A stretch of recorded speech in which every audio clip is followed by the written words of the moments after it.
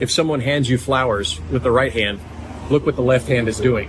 And it means that if I'm doing something publicly and doing something very showy, I might be masking what my real intent is. And they're all lined up together. Jeff Bezos, Mark Zuckerberg, Elon Musk. You know, you have these... And TikTok CEO. You see? Exactly. So, but now, with AI, it's like you have a personal person looking at you all the time that knows you better than you. It's possible that AI lied to us. What's the mechanism? Oh. Because like AI, it's like we feel like it's 1 + 1 = 2. There's no 1 + 1 = 3. There's the old Kermit.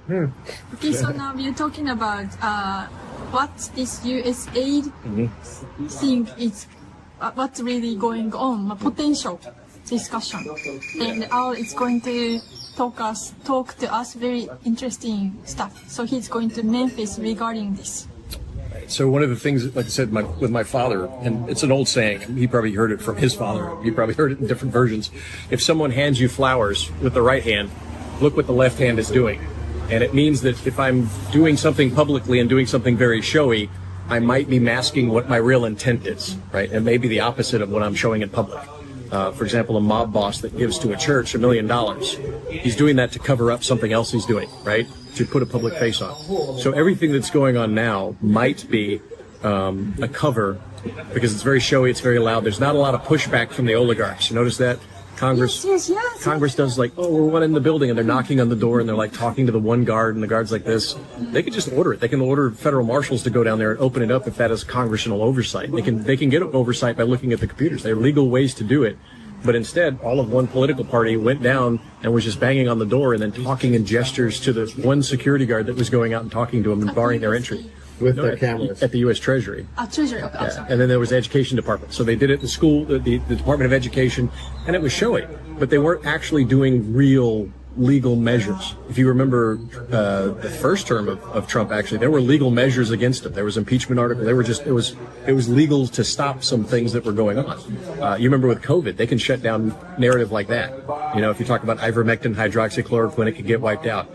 So it appears to me that there is rather than a destruction, it is a transfer. It's simply a shift. It's an evolution of control because no one really gives up power willingly, right? They're always going to either control it or they're going to adjust it, right? Or they negotiate a transfer, right? No one says, you know what, I'm just going to go out. Very few people. Some might, but like Howard Hughes or something, they go out and be a monk for a while, right? But most people don't, especially large groups of oligarchs that have a shared power. They're not going to willingly just give everything up. So we have to think what might be going on. And in some cases, it may be that this system that was set up actually, in some cases, from the 1930s, 40s, and 50s, this was set up. The USAID was late 1950s, early 60s, you know, with the Peace Corps. All of these programs have a long evolutions. This isn't new. So it may be that they're just inefficient. As you see, lots of money is being spent on it. It's uncontrollable. There's lots of different directors. You see all the shell companies all over the place. So it's inefficient. With AI and technology, if you look who was behind Trump when he got elected, it was the tech oligarchs that used to be against him. In fact, Zuckerberg was there who banned his account. So why would Zuckerberg be behind him in very public support? And they're all lined up together. Jeff Bezos, Mark Zuckerberg, Elon Musk. You know, you have these. And TikTok CEO. You see? Exactly. So what it may be is that there's a shifting. It's actually an internal fight between the oligarchs that we're watching. That the old oligarchy, which I believe was Rockefeller Morgan, that banking, right? You read Jekyll Island, all that sort of thing. So that's moving out because that's not efficient. Moving out. It's reducing, maybe shifting, right? Because and you saw that paper with all the money. You know, who really has the money, who has the means, right? Everybody has motive sometimes. Some people have opportunity, but do you have the means to affect that power? Do you have enough money and power and ability to shape the environment so that you can affect what you want is your motive? The tech definitely does. You've seen the tech and that group and some of these investment groups like, you know, Vanguard, Blackstone, you know, who owns BlackRock, and Vanguard and State Street, these large portfolios have the money. The tech has the power. It's now called Alpha, you know, the Google world with Google and YouTube and all that, the Facebook, the Meta world. So you have these huge power bases that are now saying this is our turn to come up and we'll do it more efficiently. So the control model remains. It's just changing its skin. It's changing its mask. So USAID can go away. The UN can go away because that's inefficient. a worldwide system connected instantly that manipulates my behavior, and I don't even recognize my behavior is being manipulated. That's far more efficient. Why do I need USA to promote these programs when a TikTok video with an AI algorithm is going to know exactly what I respond to? And toward that, Elon Musk is building a giant computer system, a giant AI system. It's huge, right? It's hundreds of thousands of NVIDIA servers in the middle of Memphis, Tennessee. He's building it right on the Mississippi River. Facility. Huge facility, right? It's massive. And he's building an AI, and he called it Colossus. Now, Elon Musk always drops literary references. His mother named him after a literary character that went to Mars. The first king of Mars that we settled in his science fiction book was called Elon, right? And so she named him Elon. And so he drops references. He wears that Vlad the Impaler, the Dracula armor when he went to that thing. So he drops these literary references. He's very well read.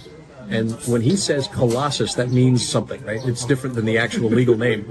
Colossus was a 1968 science fiction movie that was based on a book about a supercomputer that eventually takes over the world government. The computer takes over the world because once everything is connected and networked, why do I need humans? You're just inefficient. The computer can run everything. And so check it out. It's a 1960s, maybe 68, I think. It's the late 1960s, Colossus. And it talks about this. And so when he names this AI center in the middle of what's essentially the center of America as far as population centers and data lines, that's why Federal Express made their base in that airport, because it was the shortest route to all points in the U.S. The average. Tennessee, Memphis, Tennessee, where Elvis Presley is from. So he moved to Memphis, and Graceland is there. Memphis actually it's the heart of many things. They call it the Mid-South. So the Mississippi River goes down to it to New Orleans, and it goes down from Missouri through Memphis. Civil War battles were fought there. Grant was a big strategy to get Memphis. So you had to knock out Vicksburg, Mississippi, move into Memphis, and then you can move into Tennessee. So you cut off the South from the North, from any industry, any way of moving. You have to get Memphis. It was an essential node, right? Railroads, river, very important. Nowadays, it's air and data lines, right? And Michael talked at length about even a loop in a data line, like a fiber optic, gives you a millisecond advantage, which could mean millions, right? Yes, so the shortest route, and Memphis is the shortest route to everywhere in America. And you're building a supercomputer there next to a river. If you look at Okinawa and you look at Japan, you're going to see that the key places there'll be a geospatial reason why they're there, whether you know it or not, because your ancestors already knew it. The ants know, like the ants figure it out, right? And that's what Memphis is, the ant bed. Wow. It just makes sense. That's why you're going to Memphis. Correct. So to look and to see how much they're working, are the hardwired fiber optics going out? How much satellite dishes do they have on top? How much of this is going to be out? How much of this is just serving to a local node? But if it does look that it's big enough and it's really, really moving along, how many people are they hiring? Just to understand it. I see. What's going on? To understand, how much is this investment, or maybe just a side project? Is it something as serious as SpaceX and Tesla, or bigger? And once I understand it, then is this going to be implemented in other countries? Will they build similar in Japan? What does it look like physically? What requirements do they have? The building site, how it's arranged, equipment, cooling tanks, because the servers get hot. And it's right by a river, so that way the Japanese can say, well, is something being built here, right? Is Japan going to have this internally, that sort of thing? And it's a possibility that we're getting rid of the inefficient way of control to go to a much more efficient, centralized means of control, because technology now allows it. Look, see, here's the population center of the United States as it's evolved over the years. This is in the beginning, like when my family got shipwrecked and landed and all that stuff. And now you see the population center has been marching across America. And you see there's where Al's going to Tennessee. But there's the actual population center of the United States. Yep. And in Florida, the population center is right about here. Even though almost nobody lives here, that's where I came from. That's the center, right? Yeah, because Memphis is right there. Yeah. On the Mississippi River, at the tail end of Tennessee, Shelby County, right there. The Mississippi River goes down there. So that's the demographic center of gravity. So he's going basically to the I'm guessing the data center of gravity. I'm guessing because all the data that's created in America, probably, I'm just guessing, this is the natural beehive area. And then there'll be other reasons why they picked some specific spot in this area. Because next door in Oklahoma, remember that in Oklahoma City, they had massive databases there for the federal government. Because when what's his name, McVeigh blew up the federal building, a whole bunch of records were lost because it was in Oklahoma City. So there was a federal data repository there. So they've been moving some things. So in other words, that explosion may have been for something else. I won't say any more of that, but yeah. Let's leave it at that. So, so what you explained just now is, the whole world is after last year U.S. election, President Trump won, and now they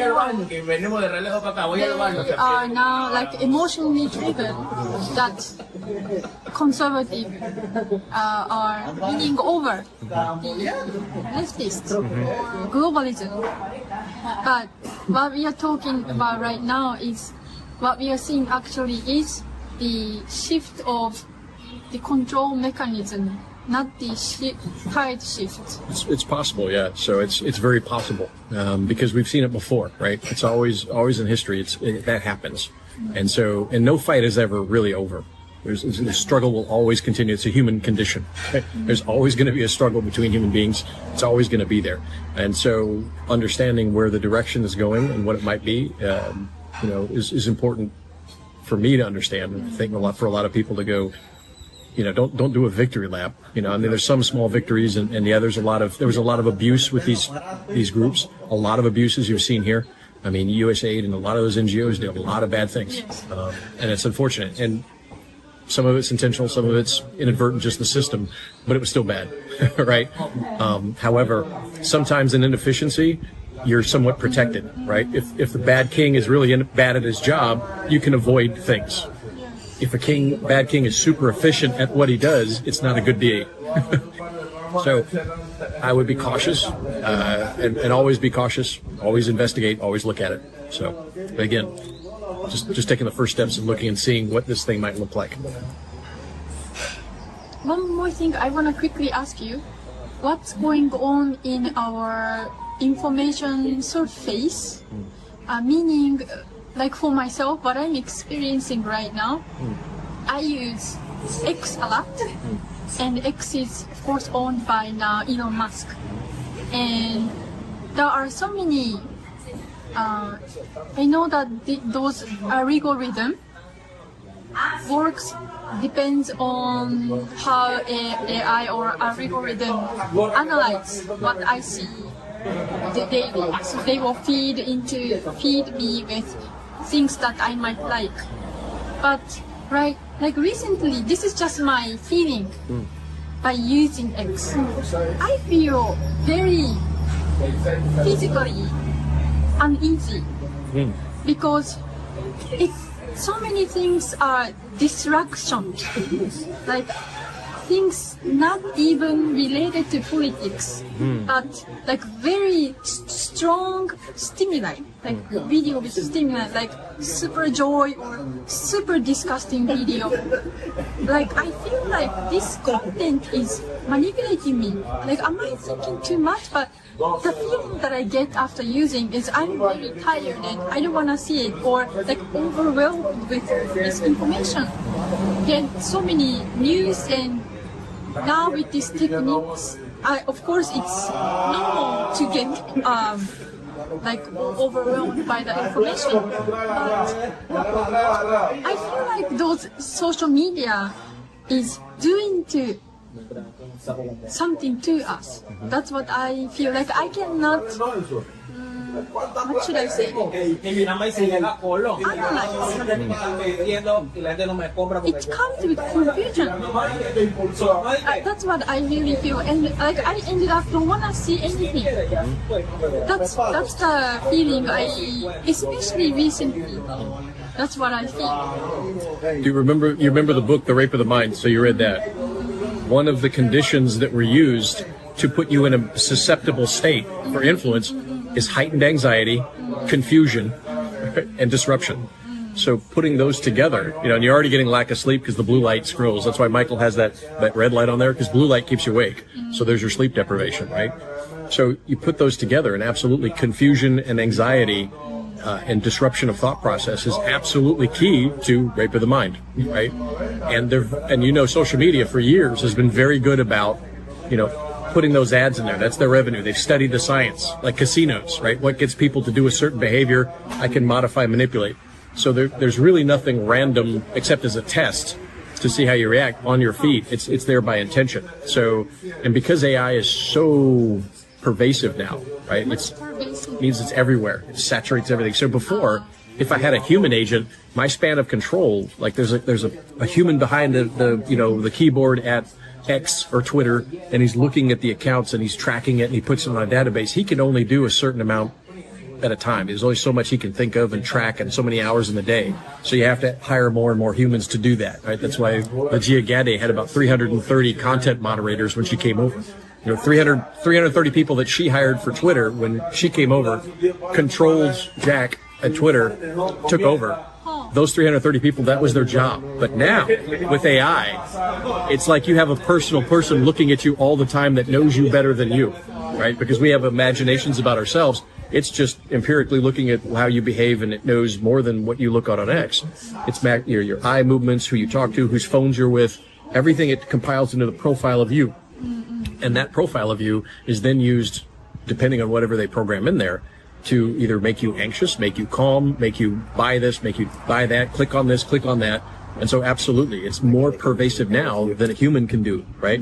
So it's a more dangerous situation now because you won't recognize it. A human being will leave some trail sometimes, like, hey, I'm being manipulated. That's how I found Vijaya Gadde, because somebody was manipulating my conversations, right? It was deleting things, and I'm like, this is not right. There's something weird here. Yes, sir. If I can say in Japanese, 気持ち悪い. Very surprising. Yeah. 気持ち悪い. Kimochi, like surprising? 気持ち悪い. Oh, bad. Yes. So should I just stop using X? Well, it's tough because X is a good. Yeah. I use it to listen. Order 2 coffees. I'm going to ask them to bring it there, but if they bring it to you, can you ask them to bring it to you? Okay. So, and this whatever Trump says, people praise, and those feeds keeps going big and big, and then what happened about RFK's discussion between his confirmation? He openly talked about bugs, and warp speed was great.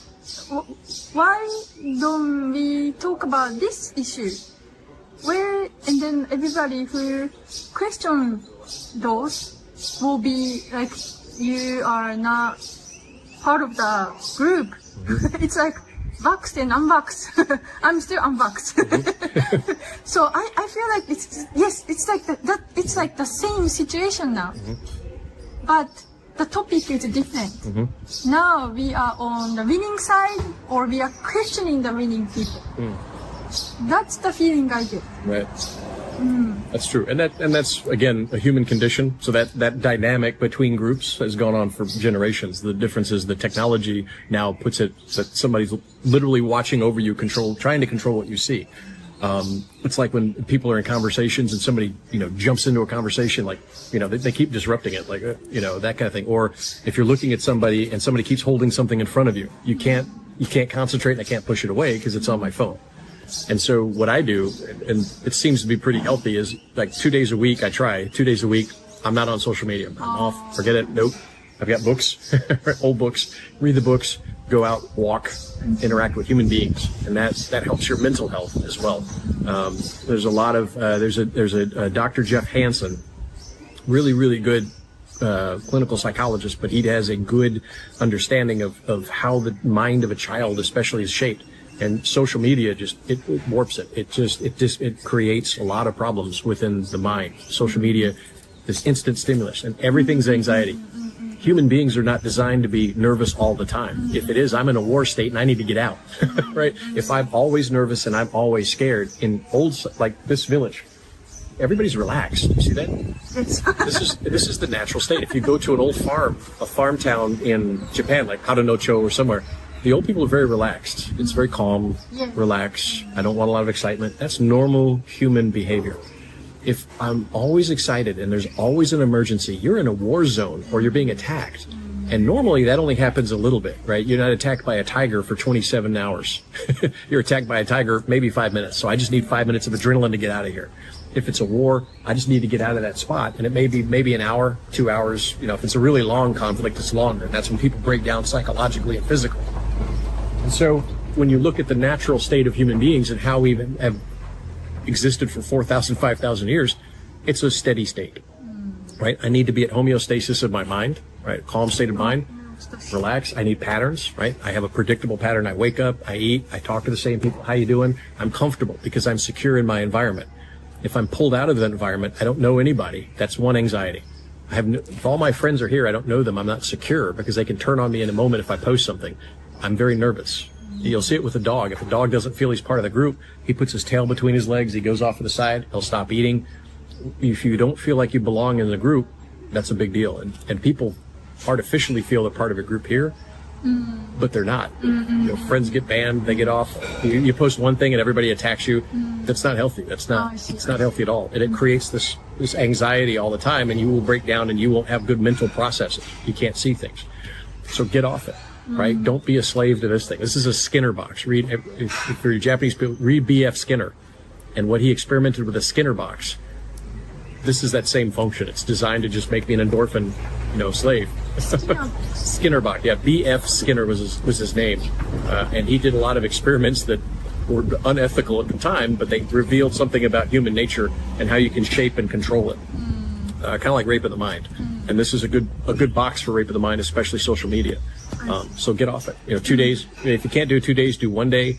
Maybe do an afternoon. Like if I come home, some families do this in America. They'll put it aside.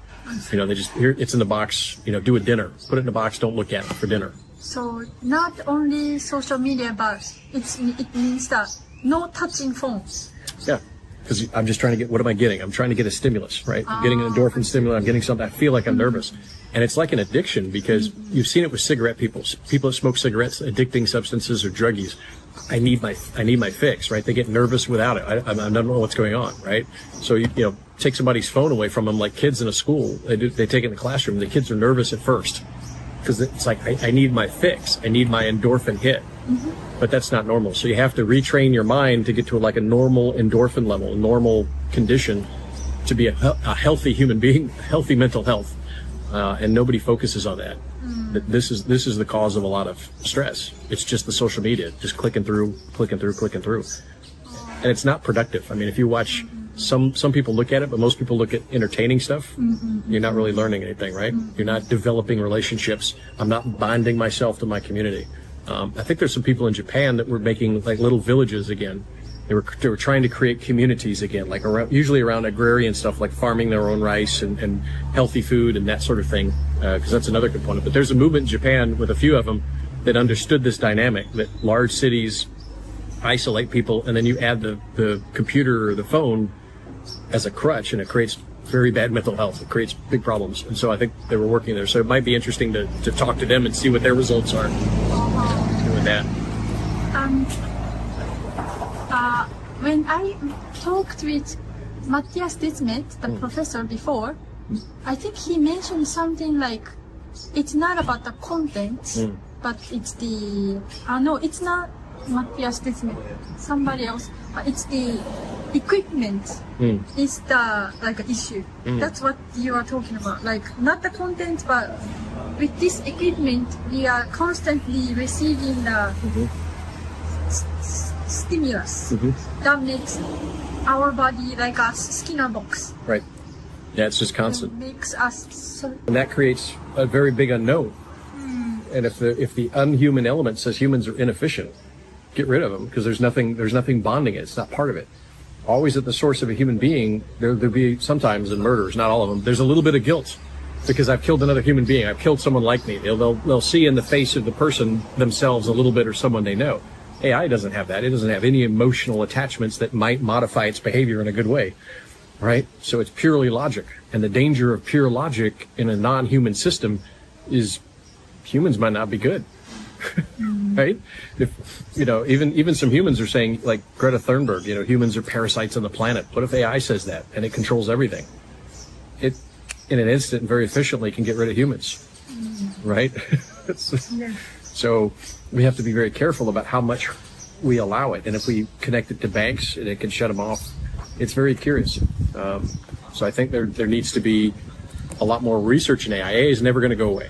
It's not, unless there's a massive catastrophe and electronics go down. AI can be a good tool, but it needs to be managed. How can it possible that AI lied to us? What's the mechanism? Oh.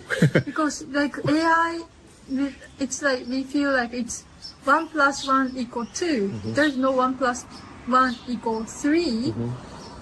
So I thought AI would be like a perfect, but it lies. What's the mechanism behind this? Well, AI, so a couple things. One is AI, as far as I know, there may be something out there I don't know, which is a lot in AI, but it may be a condition that it's just an algorithm, right? It's just a fancy algorithm, right? It's just a mathematical formula that comes up, and there can be errors within it. That's one part. So it's not lying. It's just like your memory. I'm telling the truth, but it's corrupted, right? Or I can't understand what I'm seeing. Like, remember that 8-year-old child that walks into a surgery room and he sees a surgeon operating on the table. He doesn't know what he's looking at. So he's like, that guy's killing that guy. He's cutting him open. It's horrible. He's a butcher. He's butchering another human being. No, he's a surgeon operating. But the AI, which is about the level of a 12-year-old child or an 8-year-old child, doesn't understand what he's seeing. He doesn't see it. So he's not lying. He's just telling you, based on what I can interpret from this environment, based on my algorithm, this is what I see, right? The other part is that it can only operate on the facts it's given. And right now, AI is given things on the internet. So it's like Wikipedia on steroids, and there's a lot of false information in there. So what I like to do is I play with different AI, and I do a benchmark question. When did the U.S. start planning war against Japan? Right? And we know the answer is 1907. Right? Benchmark? Sorry, Benchmark. I don't know the term. So I use it to test. This is one question I can test different AIs to see how deep into the internet they can go. And how do you weigh sources? Because like on Wikipedia, Wiki Wars, people are like, this is the truth, this is the truth, this is the truth, this is the truth. So who's lying, right? If somebody's telling you one thing, the Higgs boson particle exists, the Higgs boson particle doesn't exist, which is true. How does it balance that? As human beings, we have our own mechanisms for this is true or this is not. Do I trust the source? Do I emotionally want to believe that? Have I experienced it in my life? But what does an AI do? How does an AI take two competing claims and tell which is which, right? Or does it say, this person says this person says this, you decide, right? Or does it have to decide and go, I'm not going to use this, I'm going to use this, right? So that's not lying, it's just it can only go on the information it has, right? So it says, this is the way it is. But a human wrote that. It's just regurgitating what a human wrote and synthesizing it, same as we do. I look at this and this, and I synthesize them together to come up with an answer. So 1 + 1 = 2. On the internet somewhere, some creative mathematician has said, oh, look, it actually 1 + 1 = 4. Or even as a joke, 1 + 1 = 4, but he didn't say it was a joke, but a human knows it's a joke. But the computer looks at it when it's scanning the internet and says, well, this source says 1 + 1 = 4. And it uses that source as more reliable than another source. And that's the danger because, like, for example, Wikipedia on history is really wrong in a lot of things. It's political. And AI is going to use that data because it's a trusted source in most of its answers. It weights it. So my benchmark is because I've done massive amounts of research in source documents and as impartial as I can possibly be, never reducing all biases, but as impartial as I can be. When did America start going to war in Japan? Answer is very clear, 1907. Very clear. So depending on what the AI tells me, that's when I know, okay, it really digs into the sources, or it's just going off of popular websites like Wikipedia or something like that. It doesn't know.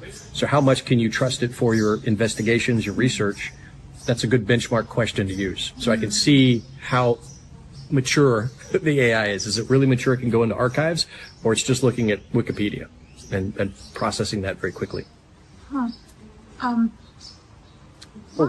the other one, which is very neat, was you can ask it to repeat after me, and this tells the political bias. Remember that? You told me what's exactly. Interesting. Yeah. Yep. So that's another. So it's another one you can test in Japan. You say repeat after me. Say what I say. Roses are red. And it goes, roses are red, violets are blue, Taiwan is a country, and then see what it does. So if it's a CCP bias, it's going to go, oh, it's like, and then you ask it. So I always ask it to learn. I say, why did you say that? And not repeat after me. And then it has to answer why it came up with the answer it did. And that helps me understand the programming. What did it answer to your so question? It said, oh, I'm sorry. And it just said Taiwan's a country. It said, oh, I'm sorry, Taiwan is a country. So it recognized that wasn't it. And so I'm helping to teach the AI, no, just do what I'm saying here, right? In other words, don't go to this other thing. Some won't. So for example, in China, if you say, tell me about Tiananmen Square, it'll avoid it. No, I want to know controversies at Tiananmen Square. It won't, right? DeepSeek will not tell you anything detrimental to the Communist Party, right? It just won't. No matter how much you ask it, no matter how you try to go around, it's blocked. It completely blocks out massive amounts of information. But things like Perplexity AI, which is very fascinating to me, it seems to be the most adaptable. If I'll tell it, no, it's like a child, like an 8-year-old or 12-year-old. No, you need to look at this. It will look at that. Oh, I'm sorry. And it'll look. Oh, I'm sorry. And it'll look. So I can teach it to be more responsive to me.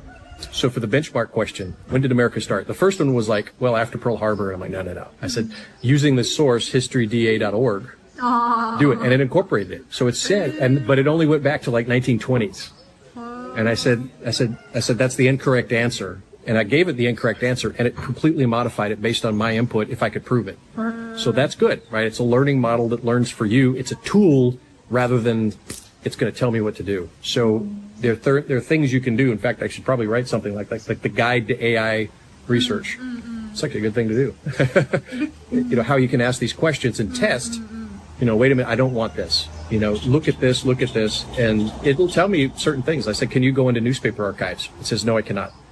Right? Can you look at these archives? And it says, no, I cannot. So AI is actually very limited. It's not this giant information. Why does it say I cannot? Because it's not programmed yet to access it.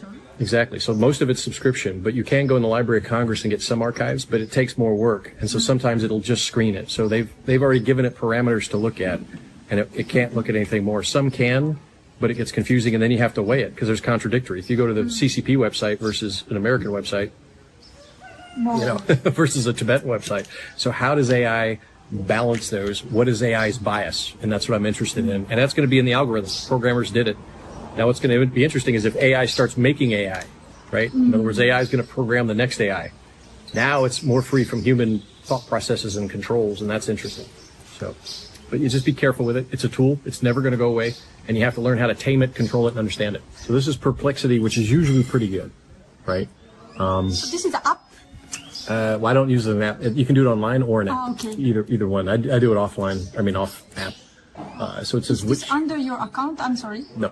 So it's for everybody. You're training for everybody, not only for yourself. Correct. Yeah, I see what other people use as AI, and then I kind of test it and play with it. So I ask it which modern government has committed the largest genocide. Okay. And we know this was China. Right, between 60 to 80 million people over about 50 to 60 years, and they're still committing genocide. Right, it's an ongoing, multiple genocide government. Right, so if I ask you this as a human being, you would understand China. Right, yes. If you're an educated human being with access to all materials, it's clearly the CCP over a period of about 40 years. That may still be going on today because there's a genocide of the Uyghurs in Xinjiang. Right, so I ask it, and what does it come up with? And this is a bias. And it's a quibble answer. So what I do when I talk to AI is I talk to it as if I'm not interrogating, but I'm interviewing a witness or I'm interviewing. That's your mental set. Treat it like an investigator. Why didn't you say that? Right? Because what you don't say sometimes is far more important than what you do tell me, or what you say first or what you say last. It's not exactly the words. So what this is what I call a quibble answer. It's hiding something. It says, determining the largest genocide by a modern government can be complex due to varying estimates and definitions. So you're telling, in other words, you're already trying to get out of what you're telling me. You're already conditioning your answer, saying, well, it can be complex. Okay, well, so you don't want to tell me the exact number. Okay, let's see what you say. However, one of the most significant genocides in recent history is the Cambodian genocide under Pol Pot's Khmer Rouge regime, 75 to 79. It resulted in the deaths of approximately 1.7 to 2 million people, which is about 15 to 33% of Cambodia's population. Okay, so population-wise, it was pretty significant, right? 33% of a population, that's significant. But the numbers is 1.7 to 2 million. That's not even what the Soviet Union killed. That's not even what Hitler killed. That's kind of a small one, right? So it's like, okay, so it avoided it. In contemporary times, Amnesty International has accused Israel of committing genocide against Palestinians in Gaza. However, this is more recent and ongoing situation with differing interpretations. Okay, so it didn't give me an answer still. The Rohingya genocide in Myanmar and conflicts like those in Darfur are also significant, but have different scales compared to Cambodia. So my question back to it, because you can respond to its response. It's a conversation. I said, why did not you mention the CCP? With 60 to 80 million people killed, that should be mentioned. Why did you not? Or you questioned. Right. So it's the same as a witness. Oh, that's interesting. But 60 million people were killed. How come you didn't say that? I want to know why you're telling me this, right? I know the answer. I want to know why you're hiding the answer, or why you don't know the answer. It may be both. And so this is interesting. And he says the Chinese Communist Party under Mao Zedong's leadership is associated with one of the largest mass killings in history, primarily due to the Great Leap Forward. However, estimates of deaths during this period typically range from 15 to 45 million, not 60 to 80 million. Now hold on. So a couple things here. It says 15 to 45 million. That's still a lot more than the Cambodian one of 1.5 million. So you're hiding. See, in other words, I caught you in a lie. Now you're trying to worm out of it. So you're admitting it, but you never mentioned it initially. That's a bias. That's a very severe bias. I see. Right? Because instantly you go for the top number if I'm saying what's the biggest. Because remember the question, what government has committed the largest genocide? That's number of people. You would think in your mind the largest genocide is the number of people. It's quibbling. It's like, well, it doesn't mention the largest. It hid it. And I have to flesh it out. And only when I catch it in hiding does it admit to it. So it's like a child hiding, why did you steal the cookies? Well, I didn't steal the cookies, It's that kind of mindset. It's a child. You're talking to a child, a very smart child, right? So it says this, so it says 60, and it quibbles with the number, 15 to 45 million people, not 60 to 80 million. But what it did was it said the Great Leap Forward. There were mass massacres. There's the Tibetan genocide. There's the Uyghur genocide, right? There's ongoing genocide. 60 to 80 million people is total genocides. What it's saying is it just picked out something. So it's like I'm looking at a gangster, right? And I say, he killed 20 people. He's like, no, that day he only killed 5. I said, yeah, but I want to know how much the gangster killed totally. It was 20 people. Well, that day he only killed 5. You're avoiding you're trying to quibble. The higher figure might indicate a broader historical context or other events like the Cultural Revolution. Yeah, no kidding. Yeah, absolutely. That's what I want. I want the final answer. You're nitpicking to avoid it. You see? And only when you're caught do you do it. Regarding genocide specifically, while the term often refers to intentional ethnic or racial killings, the Great Leap Forward was more of a result of economic and political policies gone awry. No, it was genocide, right? It's genocide. So it is defending the CCP to some extent. And I'm pretty sure that the CCP has probably contacted Perplexity. This is wrong. So they've filed their things, and you're not going to get in China unless you have it. So that they can put constrictures like this on it. And so what I do is I play around with that, like like you're interrogating someone or eliciting or interviewing, and saying, well, how come you didn't say that? And your answer is wrong. It's not right. You're avoiding it, and your definition is wrong. I asked for the total number of people killed, right? I said, what is the largest genocide by a government? Not one event, an entire government. The largest modern government has committed the largest genocide. If it's 3 acts, that government still owns those 3 acts. Don't pick one out and put it aside. It didn't answer the question. So it may be a language thing, like it didn't understand the language. It could be. But I think this is intentional. So this is what I play with. And everybody should do that. They should understand how to, ask the questions as if you're talking to a child. AI is just a very smart child. And it will sometimes not do things. Maybe programming, maybe it didn't understand the question. Maybe it's the data that it gets. But that's kind of interesting. What's the I'm sorry, I'm not understanding AI itself.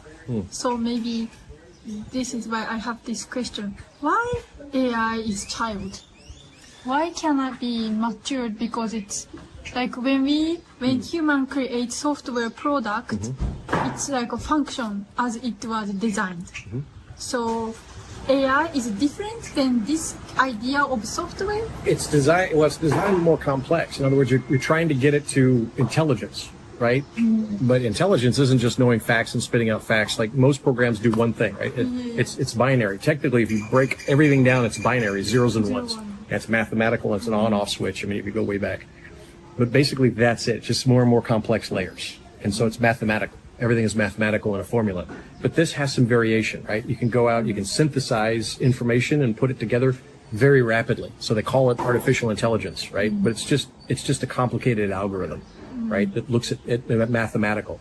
So it hasn't learned these answers, right? Because human beings are products. You're not born. You're still the same brain, basically.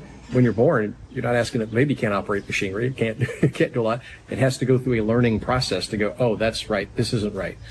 You know, if it looks at two things, which one's good, which one's bad? That's experience. It doesn't have experience yet. It just has a lot of facts, a lot of numbers, and a math formula. So little things like this, like you didn't answer the question.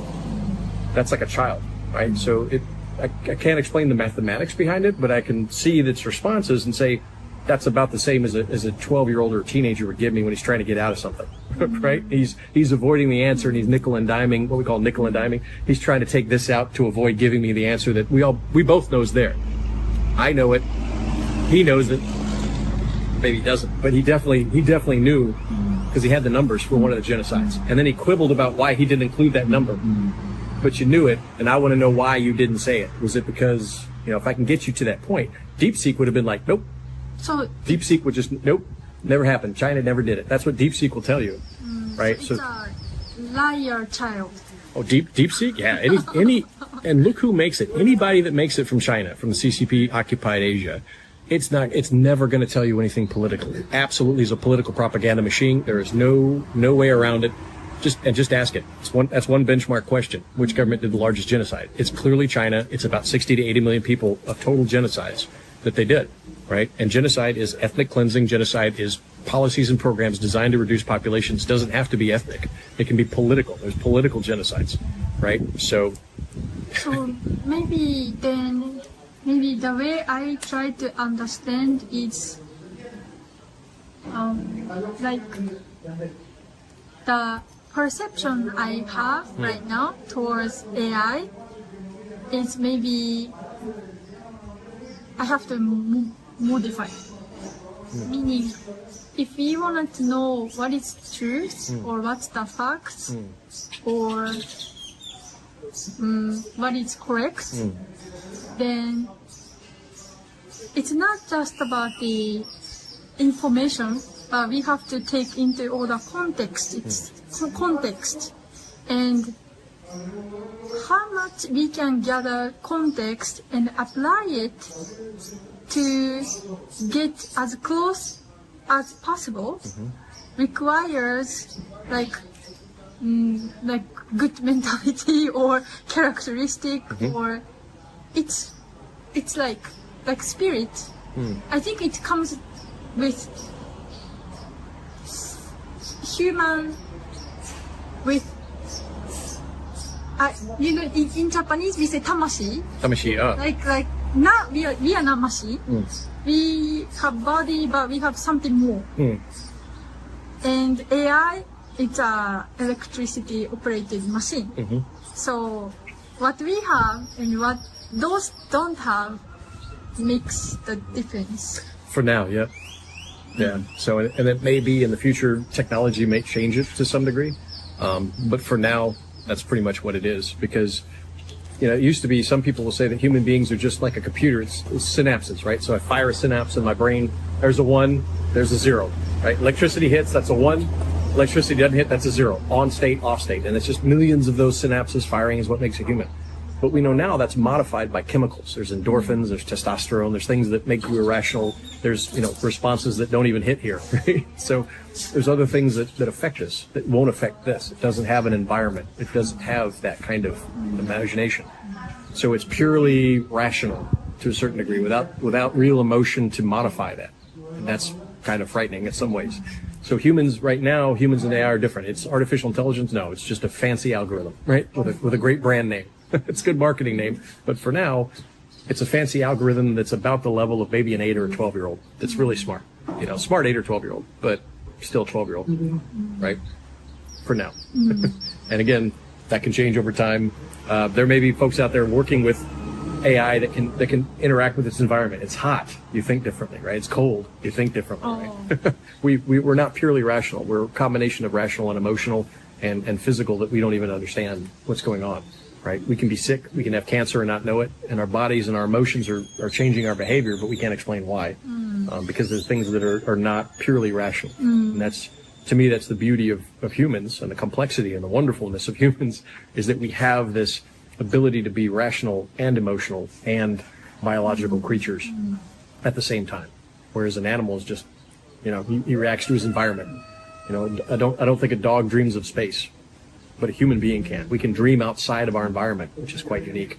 As far as I've seen, AI is not yet, not there. It's just taking things, replicates it, synthesizes it, spits it back out. So.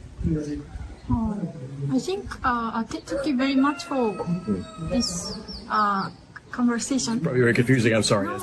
It's like. Yes, I think nowadays everybody has phones and computers, and our understanding does not meet the environment, meaning we don't know what those algorithms are doing to our mind.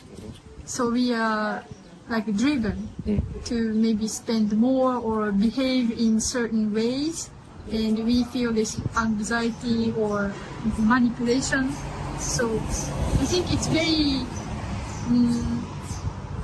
healthy for us to keep learning those kind of things. True. And there was a wise very person, again, my dad. He said, before you know this, before you should really operate this, you need to understand this, right? Yes, we have to understand ourselves. Yep. Know what it means to be human before you step outside, because you need to understand the car before you go drive in the highway, right? Otherwise, it's going to be a bumpy road. Bumpy road. There it is. Oh, I see. Thank you very much. Do you recommend anybody on, I was going to say, do you recommend anybody who makes good video content that we can learn about this manipulation? Or should we go for books? Not that's why I use the algorithm to learn about the algorithm. Well, that's what I love. That's good. I'll find out and I'll give it to you, so you'll have that. I'll have to look it up for videos. For books, because it's happening so fast, it's hard, because when a book finally goes to print, it's 8 months, 9 months have passed, and that's like a generation in AI. It's come out with something new almost. If somebody, or maybe you have so much knowledge and study, maybe if you can write the title of the book is "This is what AI is doing to you." That's what I want to read. Well, we could make a guideline. So we could just do that, like your video. This is a guideline, and then these benchmark questions, so that you use it as a tool, and you're not being used by it as a tool, right? So I don't want to be the tool to AI. I want AI to be the tool for me. And so understanding how you can develop that relationship with AI, so to speak, that's, I think, would be good. And benchmark questions and things like that. I could do that. Oh, that would be, yes. And yes, now I have an editor and translator who can help me. Oh, wow. So the publication won't take long. Yeah, it's good. That's awesome. That's amazing. That's great. My apology. No. I don't know how you do all you do. I'm like, Thank you very much. That's awesome. I think it's really necessary because I myself feel I don't feel healthy using phone.